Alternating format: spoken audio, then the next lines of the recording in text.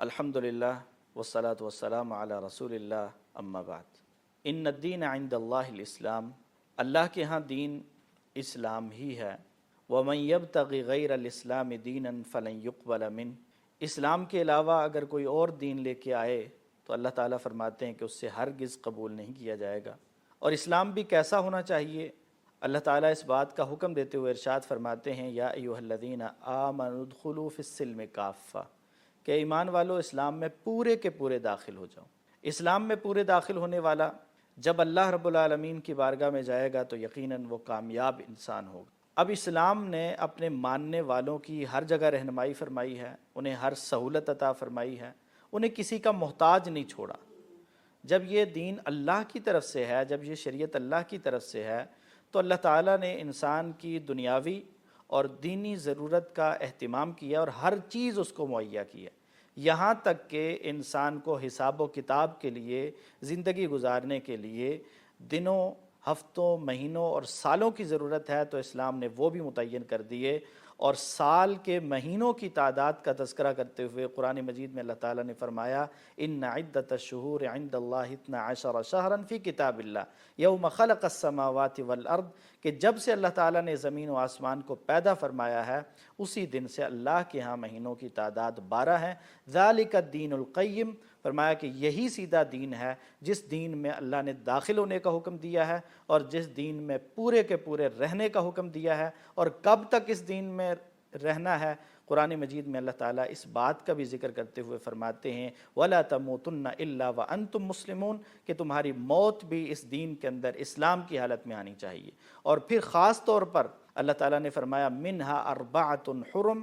کہ 4 مہینے ان میں سے حرمت والے ہیں، اور ان حرمت والے مہینوں کے بارے میں بالخصوص حکم دیتے ہوئے فرمایا فَلَا تَظْلِمُوا فِيهِنَّ أَنفُسَكُمْ، کہ ان حرمت والے مہینوں میں بالخصوص تم نے اپنے اوپر ظلم نہیں کرنا، زیادتی نہیں کرنی۔ ظلم جو ہے وہ کسی بھی صورت جائز نہیں ہے۔ سال کے 12 مہینوں میں کوئی ایک دن بھی ایسا نہیں ہے جس دن ظلم جائز ہو، حلال ہو، بلکہ ظلم کے بارے میں رسول اللہ صلی اللہ علیہ وسلم نے فرمایا الظلم ظلمات یوم القیامہ، دنیا میں ایک ظلم قیامت والے دن بہت ساری تاریکیوں اور اندھیروں کا باعث بنے گا، لیکن ان 4 مہینوں میں بالخصوص اللہ تعالیٰ فرماتے ہیں کہ ان مہینوں میں تم نے اپنے اوپر ظلم نہیں کرنا، زیادتی نہیں کرنی۔ تو کسی بھی صورت میں ظلم نہیں کیا جا سکتا۔ اور اس سے پہلے کے مہینے میں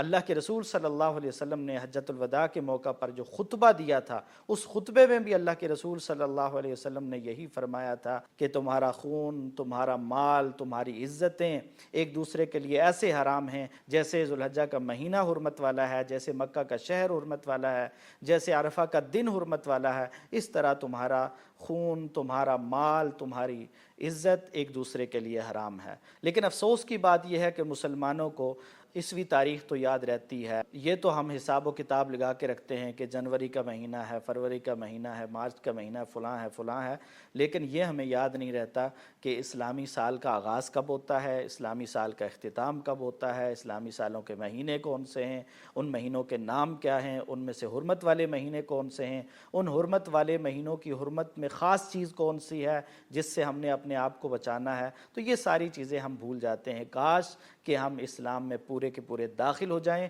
اور پھر ہمارا ہر کام، دیکھیں ہمارے لیے تو اسلام نے جو کچھ دیا ہے، ہمارا تو ہر کام ہی اسلامی مہینے کے حساب سے ہے، لیکن افسوس کے ساتھ ہمیں انہی اسلامی مہینوں کا پتہ ہی نہیں ہے۔ ہم نے روزے رکھنے ہیں تو اسلامی سال کے حساب سے، ہم نے زکوٰۃ دینی ہے تو اسلامی سال کے حساب سے، حج کرنا ہے تو اسلامی مہینے کے حساب سے، اسی طرح اگر کہیں عدت کا معاملہ ہے یا باقی چیزوں میں معاملات میں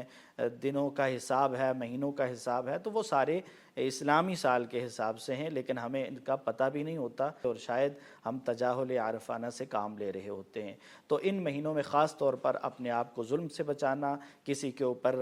الزام نہ لگایا جائے، کسی کے خلاف جھوٹ نہ بولا جائے، تہمت نہ لگائی جائے، غیبت نہ کی جائے، جیسے دوسرے کا مال ہم سے محفوظ ہونا چاہیے، اس کا خون اور اس کی جان ہم سے محفوظ ہونی چاہیے، اسی طرح دوسروں کی عزت بھی ہم سے محفوظ ہونی چاہیے۔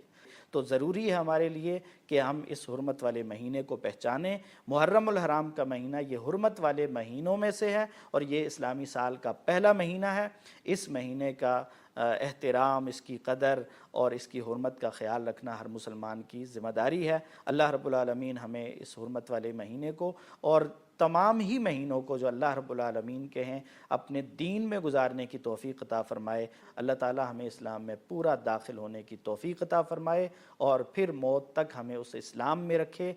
اور جب ہمارا خاتمہ ہو تو ہمارا خاتمہ ایمان اور اسلام کی بہترین حالت میں فرمائے۔